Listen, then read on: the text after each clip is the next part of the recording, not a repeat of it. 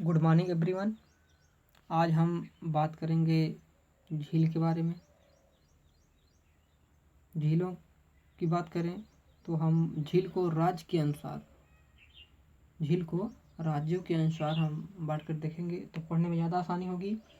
तो सबसे पहले देखते हैं राजस्थान की झील। राजस्थान की झीलें इस प्रकार हैं: पिछौला झील, लुकनसर झील, जसमंद झील, संभर झील, फतेह सागर झील,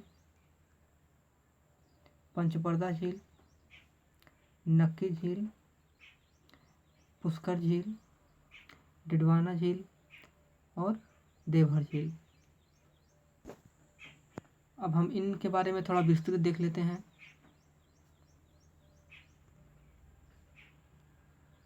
संभर झील और डिडवाना झील। संभर झील और डिडवाना झील ये थार के मरुस्थल के पूर्वी सिरे पर खारे पानी की झीलें हैं। संभर झील बालसन का उदाहरण है। डिडवाना झील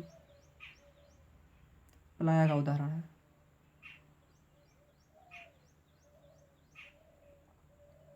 इस समय राजस्थान के मुख्यमंत्री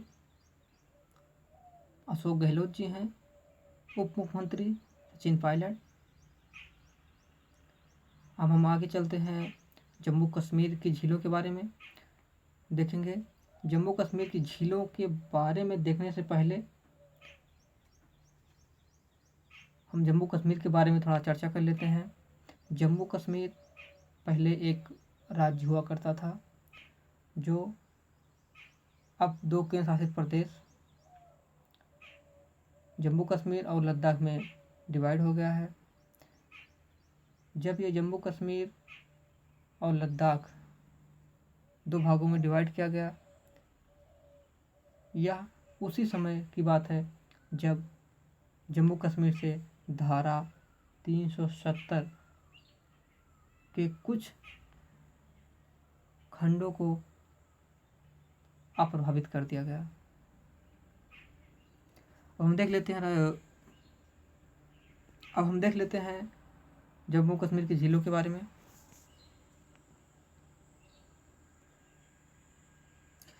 जम्मू कश्मीर की झीलें: शेषनाग झील,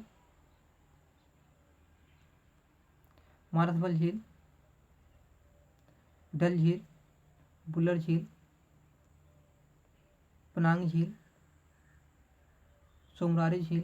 इसके अलावा जम्मू कश्मीर की झील में नागिन झील भी है। हम इसके बारे में अब थोड़ा बहुत विस्तृत देख लेते हैं क्या है। सबसे पहले बुलर झील के बारे में बात कर लेते हैं। बुलर झील भारत की सबसे मीठे पानी की झील है और सबसे बड़ी भी। शेषनाग झील जम्मू कश्मीर की झीलों में एक विशेषता है। शेषनाग झील जम्मू कश्मीर में एक विशेष महत्व रखती है क्योंकि पंजाब में बहने वाली 5 नदियाँ, उनमें से एक झेलम है, उसका उद्गम शेषनाग झील से ही होता है। और बुलर झील पर तुलबुल परियोजना है। और जम्मू कश्मीर के नीचे आएंगे तो हम बात करेंगे हिमाचल प्रदेश की। अब हिमाचल प्रदेश में चंद्रा, खजियार और रेणुका, ये हिमाचल प्रदेश की झीलें हैं।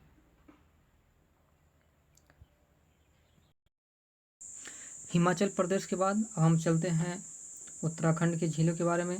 देख लेते हैं उत्तराखंड में कौन कौन सी झीलें हैं। तो रूपकुंड, भीमताल, राकसताल, सातताल, नैनीताल, नौकुचिया ताल, ये सब उत्तराखंड की प्रमुख झीलें हैं। और हम उत्तराखंड के बाद आगे देखेंगे हरियाणा की झीलों के बारे में। हरियाणा में 2 प्रमुख झीलें हैं। हरियाणा की झीलों में सूरजकुंड, ब्रह्म सरोवर, ये 2 हरियाणा की झीलें हैं। हरियाणा के बाद आते हैं उत्तर प्रदेश। उत्तर प्रदेश में 2 झीलें हैं और ये 2 झीलों में विशेषता है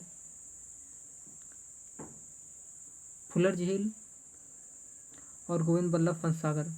ये उत्तर प्रदेश की 2 प्रमुख झीलें हैं और इनकी अपनी विशेषता है। जैसे फुलर झील से गोमती नदी का निकलती है या उद्गम स्थल है, जो भी कहना चाहे कह सकते हैं। और ये फुलर झील महत्वपूर्ण क्यों रखती है और गोमती नदी की बात क्यों कर रहे हैं? क्योंकि उत्तर प्रदेश की राजधानी लखनऊ गोमती नदी के किनारे बसा है और भारत का सिराजे हिंद कहा जाने वाला जौनपुर गोमती नदी पर बसा है, इसलिए यहाँ पे फुलर झील काफ़ी अपना महत्व रखती है। और आगे है गोविंद बल्लभ पंत सागर। गोविंद बल्लभ पंत सागर भारत की सबसे बड़ी कृत्रिम झील का उदाहरण है और यह रिहन नदी पर बनाए गए बांध पर बना है। और उसके बाद हम देख लेते हैं उत्तर प्रदेश के बाद सिक्किम। सिक्किम में 2 प्रमुख झीलें हैं, एक संगमी है और दूसरा है चोलामू।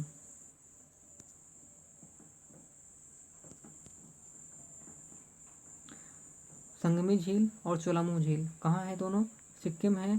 चोलामू झील की अपनी एक विशेषता है, इसका भी एक मतलब पॉपुलर क्वेश्चन पूछा जाता है, भारत की सबसे ऊंचाई पर स्थित झील कौन सी है? तो चोलामू झील इसका आंसर होगा। और हम सिक्किम के बाद अब चलें पूर्वोत्तर। पूर्वोत्तर में मणिपुर है और मणिपुर में झील है, वो अपने आप में बहुत महत्व रखती है।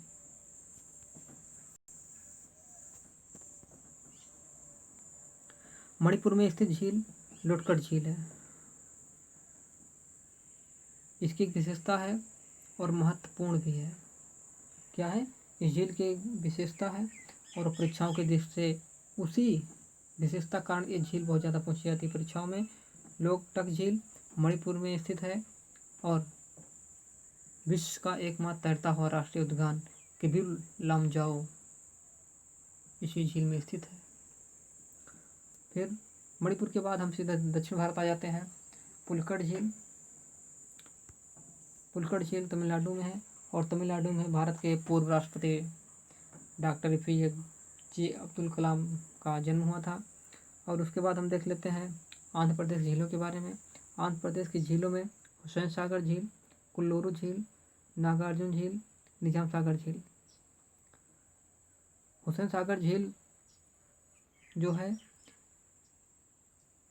हुसैन सागर झील ये 2 शहरों के बीच में है, हैदराबाद और सिकंदराबाद। किसके बीच में है?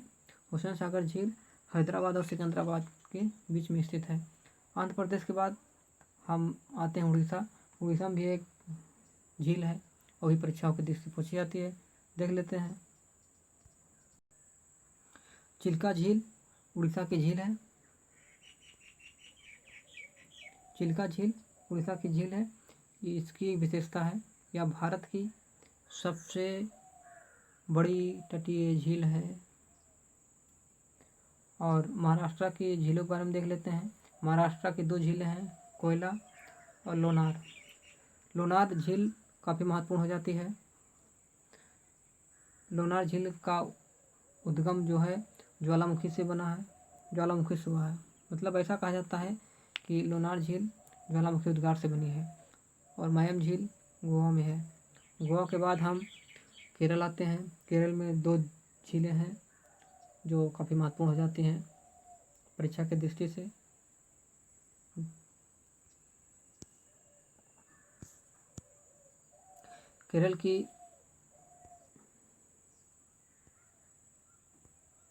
केरल की 2 प्रमुख झीलें वेम्बनाड और अष्टमुडी। यहाँ पे वेम्बनाड झील थोड़ा बहुत अपना ध्यान आकर्षित करती है।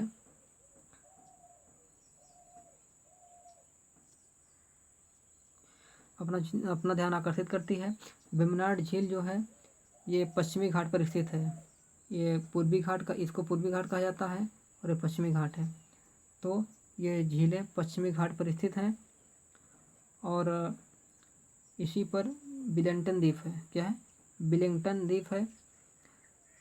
इसी पर सबसे छोटा राष्ट्रीय राजमार्ग NH-47A है।